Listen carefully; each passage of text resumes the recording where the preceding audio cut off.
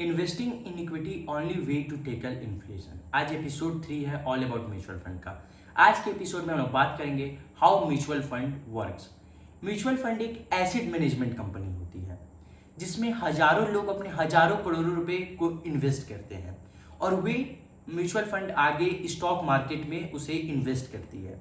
मतलब mutual fund एक तरह से आपको एक्सपोजर देती है स्टॉक मार्केट में, शेयर बाजार में निवेश करने का। म्यूचुअल फंड किस तरह काम करता है एक बार और हम समझ लेते हैं अच्छे तरीके से।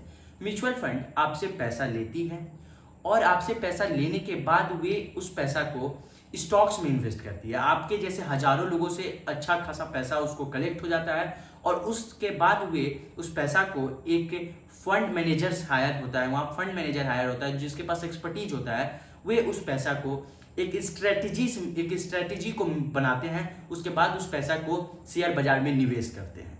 यह है म्यूचुअल फंड का काम करने का जरिया। उसमें आप SIP कब भी करते हैं, हर मंथली के थ्रू हर मंथ आप पैसा डालते हैं, ये SIP होता है म्यूचुअल फंड में। अब हम लोग थोड़ा म्यूचुअल फंड का एडवांटेज और डिसएडवांटेज को जान लेते हैं। म्यूचुअल फंड का एडवांटेज है, बहुत बड़ा एडवांटेज है, टाइम बचाता है म्यूचुअल फंड आपका।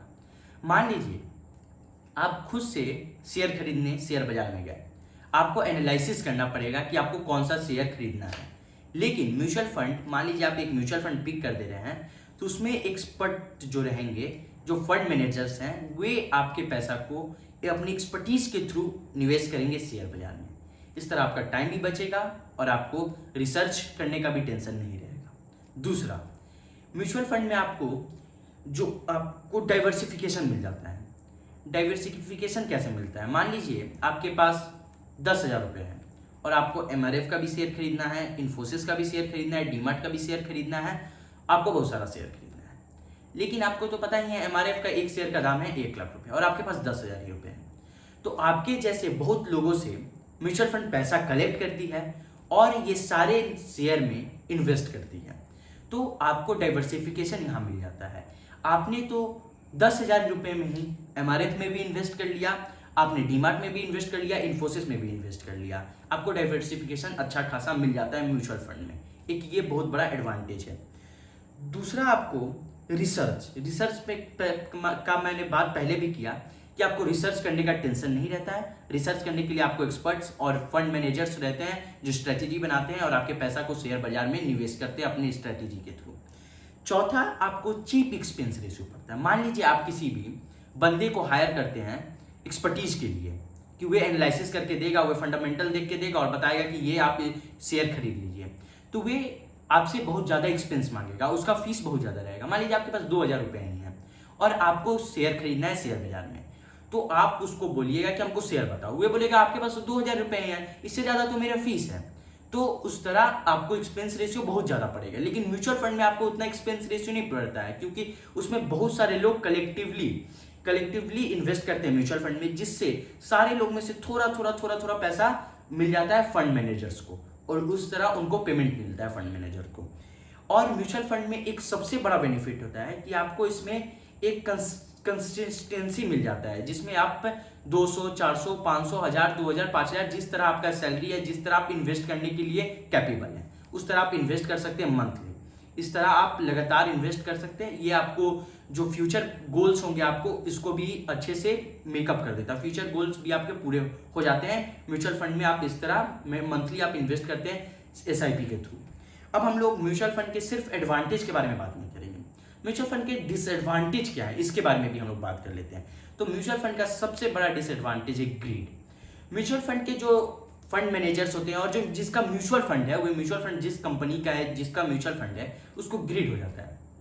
क्योंकि म्यूचुअल फंड में होता है कि जितना पैसा उसके पास आ रहा है, आप लोग जितने पैसे उस म्यूचुअल फंड को दे रहे हैं उसमें का 1-2% उसको मिलता है। आपके पैसा का 1-2% कट जाता है और उसको मिलता है। मान लीजिए आप 100 रुपये म्यूचुअल फंड में इन्वेस्ट किए किसी भी, तो वो 100 रुपये इन्वेस्ट नहीं होता है, वो 99, 98 इस तरह इन्वेस्ट होता है। इसी तरह 1-2% मिल जाता है। तो कभी कल वो म्यूचुअल फंड को ग्रीड हो जाता है और वे म्यूचुअल फंड क्या करते हैं कि आपके जितने वे पैसा कलेक्ट करने के चक्कर में पड़ जाते हैं, मतलब जितना पैसा मिल जाए उसके चक्कर में पड़ जाते हैं। ये इन्वेस्ट करने के चक्कर में अच्छा से पैसा को किस तरह स्ट्रेटेजिकली लगाया जाए इसके चक्कर में नहीं, वे पैसा कलेक्ट करने के चक्कर में पड़ जाते हैं कि उसका 1-2% उनको मिलता है। तो कभी कल ये एक ग्रीड के कारण आप लोग का थोड़ा सा नुकसान होता है म्यूचुअल फंड में। और दूसरा, फंड मैनेजर के पास वो पावर नहीं रहता है। ये पावर क्या होता है मैं आपको बताता हूँ। जैसे मान लीजिए अभी मार्केट गिर गया, आप लोग पैनिक हो गए, आप लोग बोलने लगे कि मुझे अपना पैसा वापस चाहिए, आपने म्यूचुअल फंड से रिडीम मांगने लगा अपना पैसा। तो म्यूचुअल फंड मैनेजर क्या करेगा, उसको तो वे जो म्यूचुअल फंड है उसके पास जो शेयर है होल्ड किया हुआ है, उसको तो वे लॉस में ही बेचना पड़ेगा। तो ये पावर उसके पास नहीं है कि वो शेयर होल्ड करे, वे पावर आपके पास रहता है। और आप गलत समय पे कभी उससे पैसा मांग लेते हैं और गलत समय पे कभी पैसा लगा भी देते हैं। तो म्यूचुअल फंड के पास, फंड मैनेजर के पास वे पावर नहीं है। ये भी थोड़ा एक नेगेटिव पॉइंट है और डिसएडवांटेज है।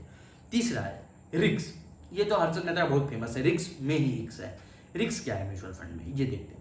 म्यूचुअल फंड में सबसे बड़ा रिस्क है कि आप जब पैसा लगाते हैं, म्यूचुअल फंड में आप जब पैसा लगा रहे हैं, वे अंडर परफॉर्म, मतलब जो वे कंपनीज हैं जो अंडर परफॉर्म कर रही है, मतलब मान लीजिए रिस्क है, जो कंपनी है, जो मान लीजिए स्मॉल कैप कंपनी है, जो थोड़ा रिस्क है, उसमें पैसा लगाने में लॉस भी हो सकता है और फंड मैनेजर को पता है कि प्रॉफिट भी हो सकता है, लेकिन है ये रेसिस्टिकेट है कि नहीं, आप पैसा नहीं लगा सकते। आपको ब्लू चिप कंपनी में वो कहा है कि ब्लू चिप में ही लगाना है, तो ब्लू चिप में ही फंड मैनेजर को पैसा लगाना पड़ेगा। वे थोड़ा रिस्क लेके आपको बहुत बड़ा प्रॉफिट बना के नहीं दे सकता है, क्योंकि ये रेसिस्टिकेट रहता है। तो यही है, रिस्क में एक्स नहीं हो सकता है म्यूचुअल फंड में।